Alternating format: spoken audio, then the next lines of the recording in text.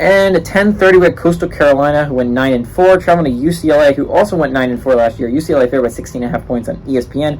This is going to be a really good late night game, in my opinion. And if you're still awake after South Alabama Tulane has ended, I would recommend switching on to this game because I think it could be really good. Grayson McCall, I believe he went in the transfer portal, but he has come back and decided to be a Chanticleer again. Went 207 to 297, threw for 2,700 yards, 24 touchdowns to 2 interceptions.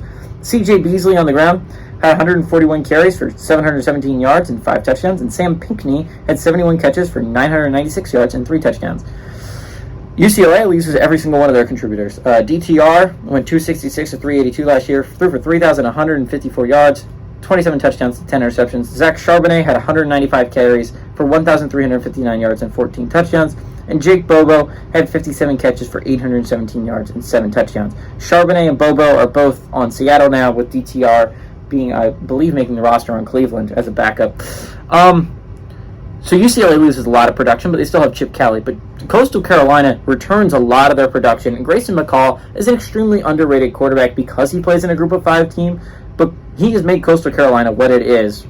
And Grayson McCall has really transformed the Chanticleers, and he's made them a really good program. This is a really good Chanticleers program. And I think Grayson McCall has been a large reason why. UCLA has had problems with a team in the Sun Belt, South Alabama, last year, coming out and almost beating them, right? Like, if South Alabama doesn't miss a field goal at the end, if UCLA misses that field goal at the end, they lose to South Alabama. South Alabama had the lead for almost the entire game. And UCLA doesn't really have that big of a home field advantage anymore, right? Like, last year, there was a viral, at least a video I saw, of where you could hear South Alabama USA chants.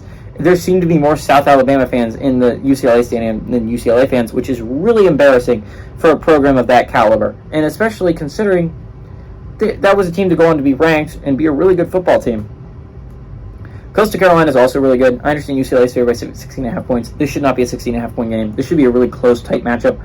I actually kind of like Coastal Carolina to go on the road and beat UCLA. They have the more consistent team. They have the better quarterback. And I think the UCLA home field advantage isn't going to be that important. Give me Coastal Carolina to win and cover the 16.5 point spread.